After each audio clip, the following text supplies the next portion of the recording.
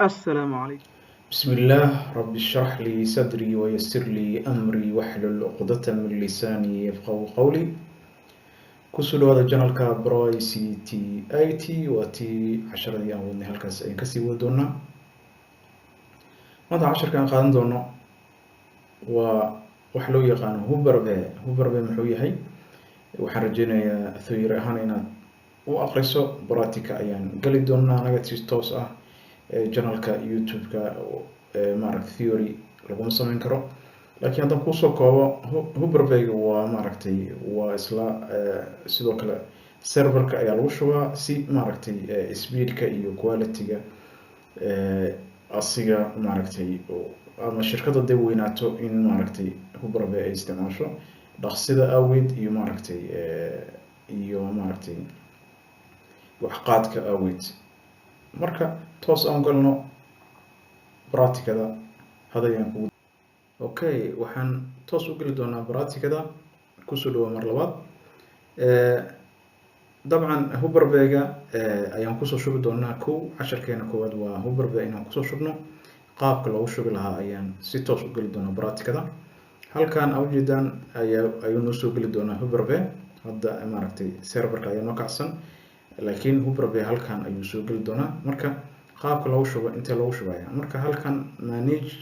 ku qoran tahay tagaysaa click manage kadibna add rules and features ayaad ku dhufan doontaa halkaas koowaad meesha koowaad kadibna waxaad samayn doontaa next ayaa dhihi doontaa waxaad ka dooranaysa malaha halkan sidoo kale next ayaa leedahay halkan waxaa noogu qoran IP addresska iyo maaragtay maxaan ku dhahaa computer magaciisa iyo serverka ku jira data centerka maaragtay Windows server 2016 data server ayaa ku jira 19 oo kusoo shubi karnaa hadduu ilaahdo marka next ayaa leedahay halka markaad joogtid maaragtay server ruleska aad marayso waxaa kusoo bixi doona Huberve calaamadda ayaad saaraysaa calaamadda maaragtay waxaa korayso add features ayaad tegi doontaa kadibna calaamadda saxda ayaa halkaas koraysa kadib waxay macnaha inaad dooratay ayuu sheegaya next ayaa leedahay halkan waxaan ka dooranaysa next ayaa leedahay waa la socotaan filaya halkan ujeeda laba shay ayuu noogu shubi doonaa oo maaragtay ayaan ka samayn doonaa inuu noogu shubo maaragtay ruleska inaan noogu shubo oo maaragtay serverka networking-ka serverka dhinaciisa oo virtual machine-ka maaragtay toos noogu shubo Huberve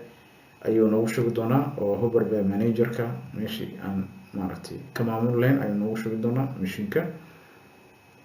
next ayaa leedahay marka halkan waa ethernet-ka internet connection-ka waa ka soconaysaa halkan sidoo kale waa ka soconaysaa halkan haddii aad haysato hard disk yaal badan hard disk meeshaas ayaa ka dooranaysaa anaga laakiin hadda C ayaa noo dooran halkaas ayuu noogu shubi doonaa Huberve next ayaan dhihi doonaa intaan ayuu noogu shubi doonaa Huberve iyo remote server toolskii administration toolskii management meesha laga maamul lahaa maaragtay Huberve intaas ayuu noogu shubi doonaa install ayaa leeyahay kadib wuxuu u baahan doonaa restart markuu noogu shubo oo halkaas uu dhameeyo hadda 10 ayuu marayaa 10% markuu halkaas dhameeyo halkaas ayuu noogu soo qori doonaa restart ayaa ku sameynaysaa ama hooshii ayaa toos u gali doontaa marka waxay waqti u qaadanaya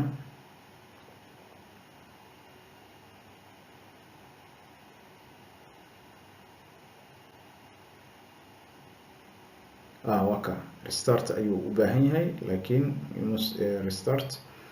server to installation laakiin horaa kasii wadi kartaa inkastoo aan dalbanayo in restart lagu sameeyo uu qabsado maaragtay serverka si toos ayuu noogu soo dhigay ujeedaan markii haday waa meeshii ay indhahay halkaas ayuu soo gali doonaa Huberve waa soo galay restart ayuu dalbanayaa restart ayaan ku sameyn doonaa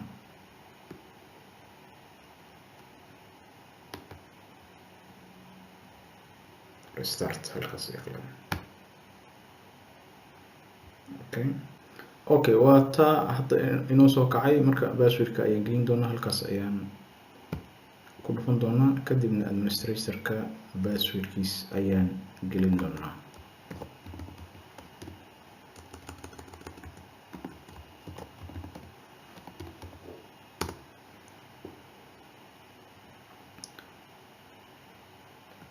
server managerka noo soo kacay, Huberberg halkan ayuu imaan doonaa.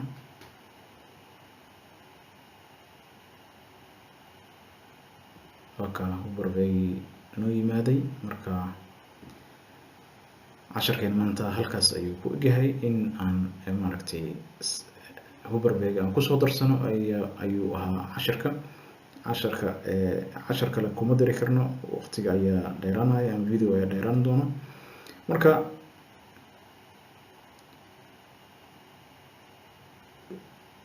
sidaas iyo nabadgelyo. dabcan subscribe-ka, share-ka waa xaggiina. aad baad mahadsantihiin. assalaamu calaykum waraxmatullaahi wabarakaatu.